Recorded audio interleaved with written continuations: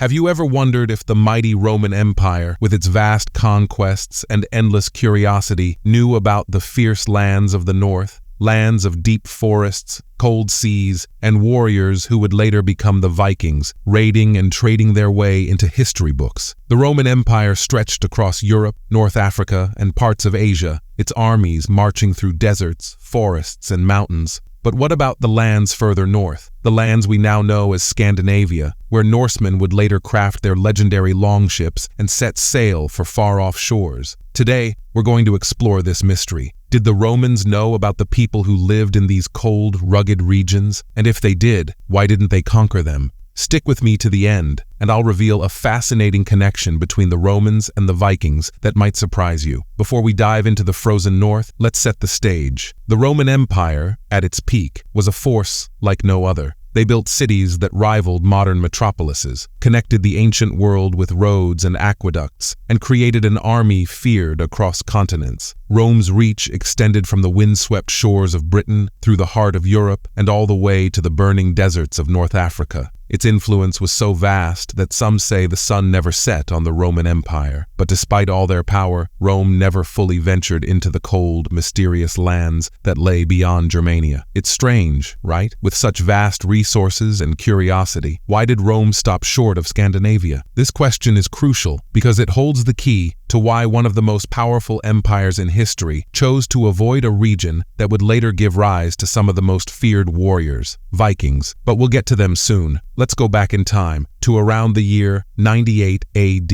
A Roman historian named Tacitus wrote a book called Germania, where he described the tribes living to the north of the Roman Empire. Among these descriptions, Tacitus mentions a people called the Suiones, who lived far beyond the Germanic tribes that Rome had encountered. Many historians believe these were the ancestors of the people we now know as Swedes. Tacitus described them as living on islands and being excellent seafarers, with ships that had fronts on both ends, similar to the long ships that the Vikings would later make famous. But here's something curious. While Tacitus and other Romans were aware of these people, there's little evidence that Rome made any serious attempts to conquer them. Now, doesn't that seem odd? The Romans, who prided themselves on expanding the empire, knowing about a people and not marching their legions into those lands? It raises the question, was there something about these northern lands that kept Rome at bay? To understand why Rome hesitated, we need to take a closer look at the geography. Scandinavia, with its dense forests, rocky coasts, and brutal winters, was a world unlike anything the Romans had conquered before. In Roman times, getting to Scandinavia wasn't just a matter of marching north, it was a daunting challenge. Imagine Roman soldiers, accustomed to the Mediterranean climate, suddenly facing freezing winters, thick, impenetrable forests, and long nights that seemed to stretch on forever.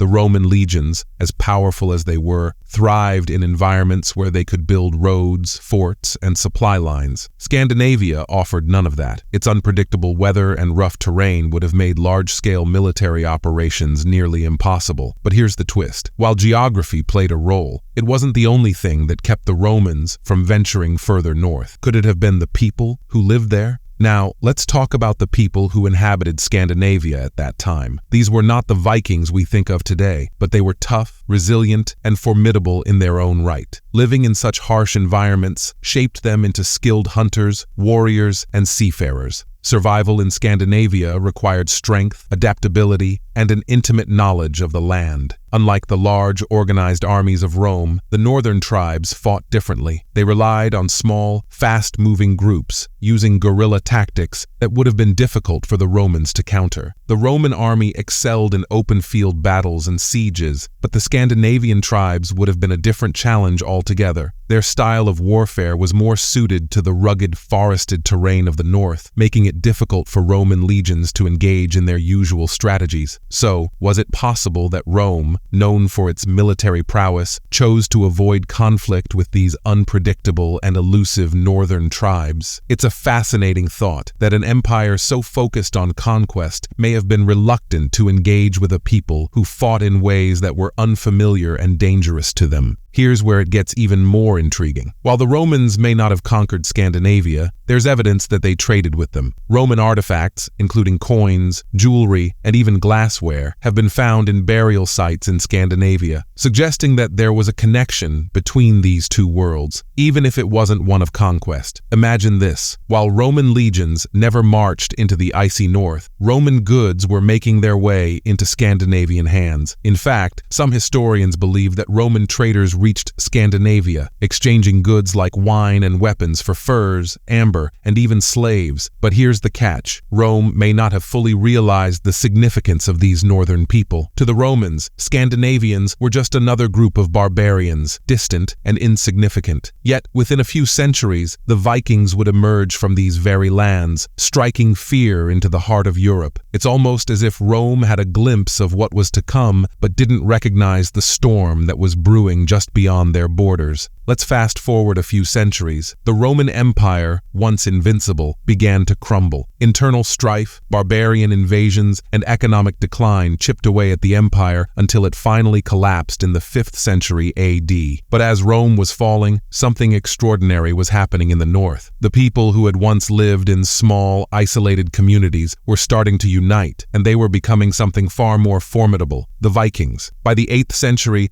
Viking longships were sailing across the seas, raiding, trading, and settling in lands as far as the British Isles, the coasts of France, and even reaching as far as North America. It's ironic, isn't it? The very lands that Rome had decided weren't worth the effort became the birthplace of one of the most feared and influential groups in history. The Vikings may not have brought down the Roman Empire, but they certainly helped shape the medieval world in ways Rome could never have predicted. Now, let's play a little game of what if. What if Rome had decided to march north and conquer Scandinavia? Could they have stopped the Viking Age before it even began? It's tempting to think that Rome, with its military might, could have crushed the Scandinavian tribes and absorbed them into the empire. But history shows us that geography, culture, and even the style of warfare can sometimes be more powerful than any army. The Romans might have conquered Scandinavia temporarily, but would they have been able to hold it? Would they have been able to control a people who lived in such a harsh, unforgiving land? History suggests that even the most powerful empires have their limits, and perhaps that's one of the greatest lessons we can learn from this story. Even the strongest empires must choose their battles wisely. Rome didn't conquer Scandinavia, but in doing so, they may have unknowingly paved the way for the rise of the Vikings. So, did Rome know about Scandinavia and the Vikings? The answer is yes, but they didn't fully understand what was waiting for them in the cold north. They traded with the people who lived there, and they wrote about them, but they never saw the full potential of the land and its warriors. In the end, history played out in a way no one could have predicted. Rome fell, and from the ashes, the Vikings rose. Thank you for watching. If this video piqued your interest, there's an article on our website that dives even deeper into this topic. Link in the description.